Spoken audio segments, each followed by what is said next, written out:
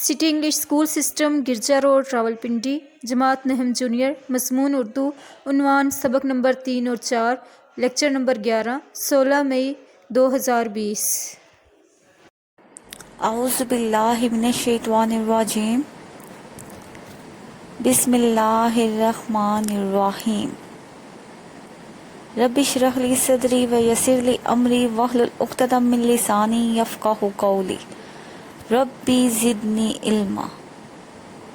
अस्सलामु अलैकुम वरहमतुल्लाहि वबरकातुहू स्टूडेंट्स, उम्मीद करती हूँ आप खैरियत से होंगी और अपना जो आप लोगों की डायरी मिल रही है वो अच्छे तरीके से आप लोग याद कर रही होंगी। तो आज भी आप लोगों की जो दुखराई की डायरी है उसकी तरफ आ जाते हैं।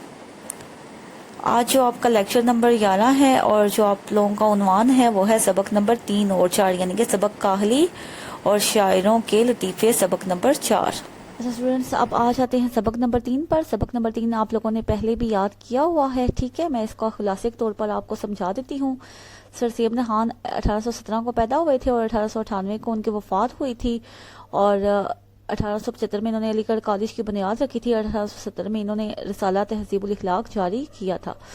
अच्छा, ये सर सैयद अहमद खान ही वो शख्स थे जिन्होंने उर्दू में मज़मून की सिन्फ को रवाज दिया और ये एक आला दर्जे के मुसन्निफ भी थे और मुसलमानों की इस्लाह का काम भी उन्होंने किया था।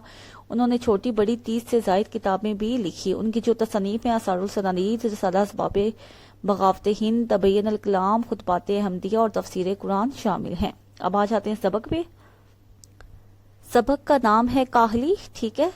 तो आपके तदरीसी मकासद तुलबा को लफ्ज़ काहली के लफ्ज़ी और इस्तिलाही मानी से मुतारिफ करवाना कि काहली सिर्फ हाथ पांव से मेहनत ना करना ही काहली नहीं होती, बल्कि अपने दिली कवा को बेकार छोड़ देना सबसे बड़ी जो है वो काहली है। तो उम्मत मुसलमान के ज़वाल का एक सबब ये भी है कि हम लोगों ने क्यों आज सबसे पीछे हैं कि हम लोगों ने काहली अपनाई हुई है, हम लोग मेहनत नहीं करते। तो सर सैयद अहमद खान की तहरीरों में मौजूद मकसदियत यानी कि उन्होंने मुसलमानों कौम को झुकाया और उन्होंने मेहनत की तरगीब दी। तो आप उनकी तहरीरों में यही पढ़ते हैं।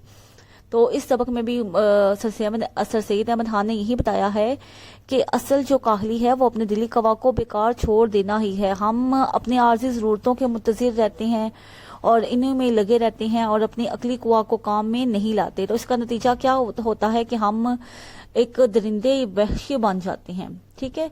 तो हमारी कौम की जो तरक्की है वो भी इसी से मुमकिन है कि हम काहली छोड़ दें और किसी ना किसी बात की फिक्र कोशिश में मसरूफ रहें और हमें अपनी जो है वो काम की अंजाम दही की फिक्र होनी चाहिए, तब ही हम कामयाब हो सकते हैं। उसके बाद इसकी मश्क है।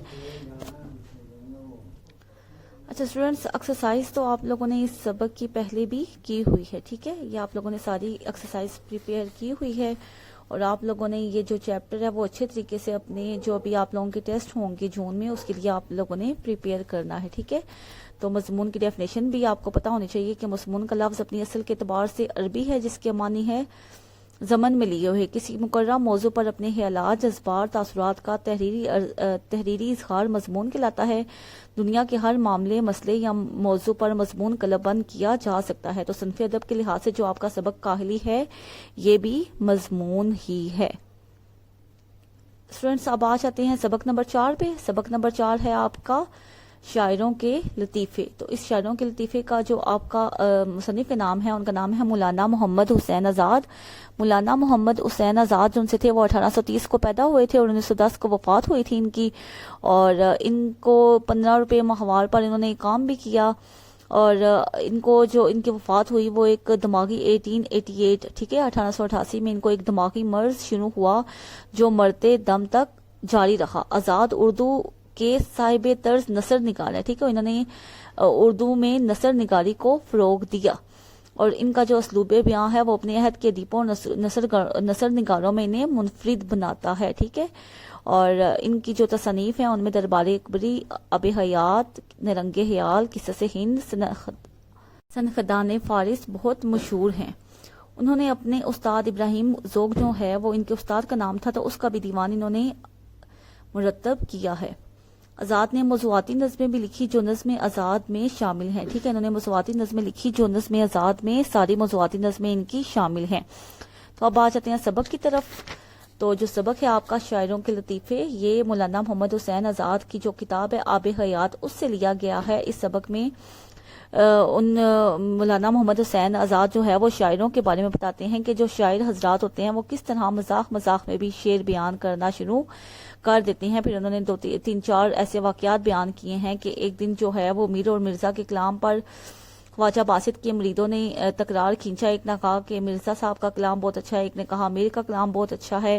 پھر دونوں مرزا کی یعنی کہ ان میں سے ایک شخص جو مرزا کی طرفدار تھے وہ مرزا کے پاس آئے، وہ سارا ماجرا بیان کیا، اور مرزا بھی میر صاحب کے شعر کو سن کر مسکرائے اور کہا شعر تو میر کا ہے مگر داد خواہی ان کی ددا کی معلوم ہوتی ہے۔ اس کے بعد ایک اور انہوں نے واقعہ بتایا ہوا ہے کہ ایک دن سودا مشاعرے میں بیٹھے تھے، لوگ اپنی اپنی غزلیں پڑھ رہے تھے۔ ایک شریف زادے کی 12-13 سال عمر تھی، تو اس نے غزل کا یہ جو مطلع ہے پڑھا: دل کے پھپھولے جل اٹھے سینے کے داغ سے، اس گھر کو آگ لگ گئی گھر کے چراغ سے۔ تو اس پر جو سودا ہیں انہوں نے بہت تعریف کی اور پوچھا کہ یہ صاحبزادے کے بارے میں پوچھا، اور خدا کی قدرت ایسا ہوا کہ وہ جو نوجوان لڑکا تھا وہ جل کر مر گیا۔ ٹھیک ہے، تو آگے بھی آپ یہ ان کی دیکھ لیں، آپ نے سارا پڑھا ہوا ہے۔ پھر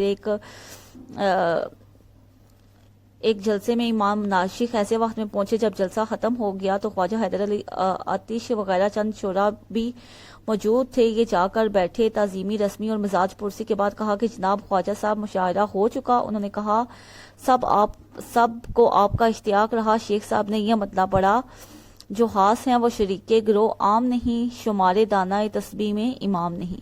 تو آپ دیکھ سکتے ہیں کہ کس طرح یہ انہوں نے شاعر حضرات ہیں ان کی گفتگو ہوتی ہے، اور وہ کس طرح کے انداز بیان سے گفتگو کرتے ہیں، روزمرہ جو ہے وہ کس طرح ان کے اشعار ان کی گفتگو میں نظر آتی ہے۔ اچھا جی اسٹوڈینٹس، یہ اس کی مشق آپ لوگوں نے اچھے طریقے سے یاد کرنی ہے، سبق بھی اچھے طریقے سے پڑھنا ہے۔ ریڈنگ جتنی اچھی آپ لوگ کریں گے اتنا اچھا آپ لوگ ٹیسٹ سالو کر سکتے ہیں۔ تو یہ ساری آپ لوگوں کی مشق ہے، یہ آپ لوگوں نے پہلے یاد کی ہوئی ہے، تو اس مشق کو آپ نے جو ٹیسٹ ہوں گے اس کے لیے اچھے طریقے سے تیار کرنا ہے۔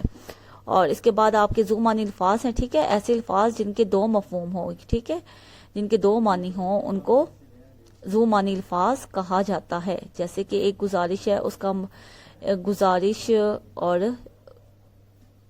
عرض گزارش کو بھی کہتے ہیں، اور ایک عرض چڑائی بھی ہوتا ہے۔ دیکھیں لکھنے میں تو ایک جیسے ہیں لیکن معنی ہیں وہ جدا ہیں۔ تکرار کو جھگڑا بھی کہتے ہیں اور تکرار کو بار بار بھی کہتے ہیں۔ تو امید کرتی ہوں کہ آپ لوگوں کو یہ جو ڈائری ہے سبق نمبر 3-4 کی یہ سمجھ آ گئی ہوگی، اور آپ اس ڈائری کو اچھے طریقے سے یاد کریں گے، کیونکہ آپ لوگوں کے ٹیسٹ میں بھی آگے آپ لوگوں کے ٹیسٹ ہوں گے، ان میں بھی یہ چیپٹرز انکلوڈ ہیں۔ تو جتنے اچھے طریقے سے آپ لوگ چیپٹرز جو ہے وہ کی تیاری کریں گے اتنا اچھا ہی آپ لوگ ٹیسٹ دے سکیں گے۔